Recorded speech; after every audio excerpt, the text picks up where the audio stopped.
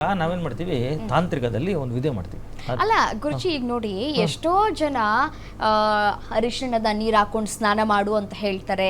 ಆಮೇಲೆ ಮನೇಲಿ negative energy ಇದ್ರೆ ಅರಿಶಿಣ ಮತ್ತೆ ಉಪ್ಪನ್ನ ಹಾಕ್ಬಿಟ್ಟು ಮನೆ ಒರೆಸು ಅಂತ ಹೇಳ್ತಾರೆ.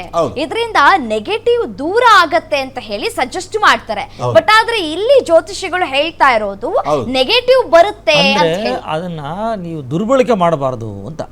ಯಾರು ದುರ್ಬಳಕೆ ಮಾಡ್ತಾ ದುರ್ಬಳಕೆ ಅಂದ್ರೆ ಏನು ಗೊತ್ತಾ, ಈಗ ಒಂದು ನೀರು ಇರ್ತದೆ, ಆ ನೀರಲ್ಲಿ ಈಗ ಅವರು ಅರ್ಶನ ಹಾಕಿ ಅವ್ರೇನು ಖುಷಿ ಪಡ್ತಾ ಇದ್ದಾರೆ, ಅವರು ಆ ಟ್ರೆಂಡ್ ವಿಡಿಯೋದಲ್ಲಿ ಮಾಡ್ತಾ ಇದ್ದಾರೆ. ಇದರಿಂದ ನೀವು ಕೇಳ್ತೀರಿ ಏನ್ ತಪ್ಪಾಗುತ್ತೆ ಅಂತ ನಿಮ್ ಪ್ರಶ್ನೆ. ಆದರೆ ಅರಿಶಿನ ಅಂತಕ್ಕಂಥದ್ದು ಪವಿತ್ರವಾಗಿರ್ತಕ್ಕಂಥದ್ದು. ಆ ಪವಿತ್ರವಾದ ಸ್ಥಳದಲ್ಲಿ ಅದನ್ನು ನಾವು ಉಪಯೋಗಿಸ್ಬೇಕು. ಪವಿತ್ರ ಅಂದರೆ ಇಲ್ಲಿ ಆ ಪವಿತ್ರ ಆಗಿದ್ರೆ ಈ ದೇವಸ್ಥಾನ ಅಂತ ಇರುತ್ತೆ, ಮನೆಯಲ್ಲಿ ಬೆಡ್ರೂಮ್ ಇರುತ್ತೆ, ಕಿಚನ್ ಇರುತ್ತೆ, ಎಲ್ಲ ಇರುತ್ತೆ, ದೇವ್ರ ಮನೆ ಅಂತಿರುತ್ತೆ. ಆ ದೇವ್ರ ಮನೆಯಲ್ಲಿ ಮಾತ್ರ ನಾವು ಅರಿಶಿನ ಕುಂಕುಮವನ್ನು ಪವಿತ್ರವಾದ ಸ್ಥಳದ ಅರಿಶಿನ ಕುಂಕುಮ ಉಪಯೋಗಿಸ್ಬೇಕು ಅಂತ ಇರುತ್ತೆ ವಿನಃ ಅದು ಮಂಗಳ ದ್ರವ್ಯ ಆಗಿರೋದ್ರಿಂದ ಮಂಗಳ ದ್ರವ್ಯ ತಗೊಂಡು ಎಲ್ಲೆಲ್ಲೂ ಇಕ್ಕೋಂಗಿಲ್ಲ ಅಂತ ಅದು ಪ್ರಶ್ನೆ. ನನಗೆ ಅರಿಶಿನ ಇದೆ, ಕುಂಕುಮ ಇದೆ, ಇದೇನು ಬಿಡು ಅಂತ ಹೇಳ್ಬಿಟ್ಟು ಅದೇನು ಕೆಮಿಕಲ್ ಅಲ್ಲ, ಏನಲ್ಲ, ಅದು ಒಂದು ಗಿಡದ ಮೂಲಿಕೆ. ಅದು ಹೇಳ್ತಾರೆ ದೊಡ್ಡವರು, ಜ್ಯೋತಿಷ ಸುಳ್ಳಾದರೆ ಗ್ರಹಣ ನೋಡು ನಿನ್ನ ಕಣ್ಣೋಗುತ್ತೆ. ಈ ಗಿಡ ತಾನೇ, ಈ ಔಷಧಿ ತಾನೇ, ಇದೇನಿದು ಈ ಗಿಡದ ಔಷಧಿ ಇದೇನು ನೆಗೆಟಿವ್ ಕೊಡುತ್ತೆ ಅಂತ ಏನಾದರೂ ಅಂದರೆ ಆಯುರ್ವೇದ ಸುಳ್ಳಾದರೆ ಇದೇನು ಮಾಡುತ್ತೆ ಅಂದರೆ ಪಾಷಾಣ ತಿನ್ನು ಗೊತ್ತಾಗುತ್ತೆ ಅಂತ.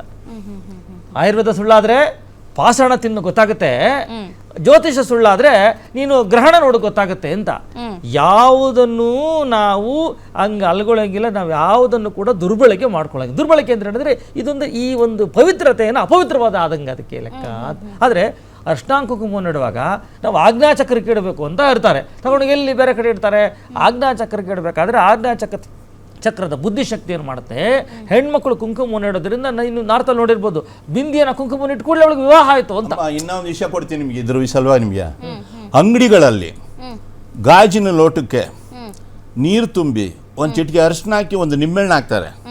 ಅದು ಮುಳುಗೋಗ್ಬಿಟ್ರೆ ದೃಷ್ಟಿ ಇರುತ್ತೆ, ತೇಲು ಬಿಟ್ರೆ ದೃಷ್ಟಿ ಬರುತ್ತೆ ಅನ್ನೋ ಒಂದು ವಿಚಾರತೆ ಅದರಲ್ಲಿ ಸಂಕಲ್ಪ ಮಾಡಿ ಈಗಲೂ ಕೆಲವು ಅಂಗಡಿಗಳನ್ನು ನೋಡಿ. ಮತ್ತೆ ಅದಕ್ಕೇನು ಮಂತ್ರಾಲಯದಲ್ಲಿ ಯಾಕೆ ಹಂಗೆ ಮಾಡ್ಬೇಕು ಅವರು? ಮಂತ್ರಾಲಯ ನಾನು ಹೇಳ್ತೀನಿ ಅಂದರೆ ಇದು ಪವಿತ್ರವಾಗಿರ್ತಕ್ಕಂಥದ್ದು, ಇದನ್ನ ದುರ್ಬಳಕೆ ಆಗ್ಬಾರ್ದು, ಅದಕ್ಕೊಂದು ಪವಿತ್ರತೆ ಕೊಡ್ಲಿ ಅಂತ.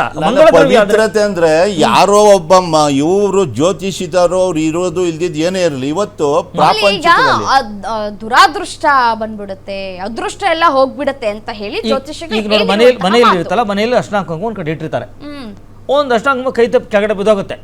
ನಾವೇನಂತೀವಿ, ಓ ಅಪಶಕನ ಆಗ್ತಾ ಇದೆ ಅಂತೀವಿ, ಬಿಡು ಕೈ ತಕ್ಕ ಹೋಗ್ತೀವಿ ಅಂತೀವ. ಇದಕ್ಕೆ ಶಕುನ ಶಾಸ್ತ್ರ ಅಂತ ಕರೀತಾರೆ. ಶಕುನ ಶಾಸ್ತ್ರವನ್ನು ಬಿಟ್ಟು ನಾವು ಈ ಅರಿಶಿನದಲ್ಲಿ ನೀರು ಹಾಕಿದ್ರೆ ಏನಾಗುತ್ತೆ ಅನ್ನೋದು ಅದೇ. ಆದರೆ ನಾನು ಹೇಳ್ತೀನಿ ಅದನ್ನ ಹೆಂಗಂದ್ರೆ ಹಂಗೆ ಮಾಡೋಂಗಿಲ್ಲ, ಎಲ್ಲಾದ್ರೂ ಅದೃಷ್ಟದ ಪರಿಣಾಮಗಳು ಬೀರುತ್ತೆ ಅಂತ ಕೂಡ ಹೇಳ್ತಾರೆ. ಯಾವ ರೀತಿಯಾಗಿ? ಎಸ್, ನೀವು ಪ್ರಶ್ನೆ ಕೇಳ್ತೀರಿ ನನ್ನ. ಅದೃಷ್ಟಕ್ಕೂ ಈ ನೀರಲ್ಲಿ ಅರಿಶಿನ ಹಾಕೋದಕ್ಕೆ ಏನು ಸಂಬಂಧ ನೋಡಿ. ಎಲ್ಲೋ ಮೀನ್ಸ್ ವಾಟ್? ಎಲ್ಲೋ ಅಂದರೆ ಗೋಲ್ಡ್, ಚಿನ್ನ ಅಂದ್ರೇನು ಲಕ್ಷ್ಮಿ ಅಂತ.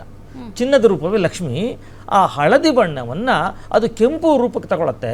ಅರಿಶಿನ ಕುಂಕುಮ ಅಂದರೆ ಲಕ್ಷ್ಮಿ ಇರುತ್ತಲ್ಲ ಅಂತೆ.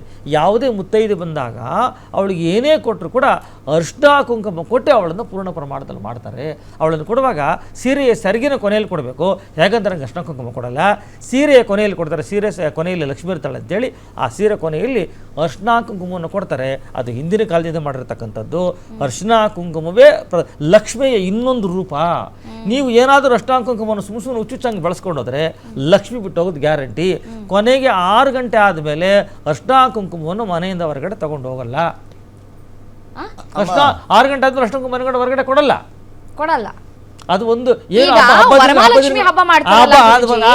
ವರಮಹಾಲಕ್ಷ್ಮಿ ಹಬ್ಬ ಮಾಡುವಂತಹ ಸಂದರ್ಭದಲ್ಲಿ ಸಂಜೆ ಹೆಣ್ಮಕ್ಳನ್ನ ಮನೆ ಕುಂಕುಮ ಕೊಡ್ತಾರೆ.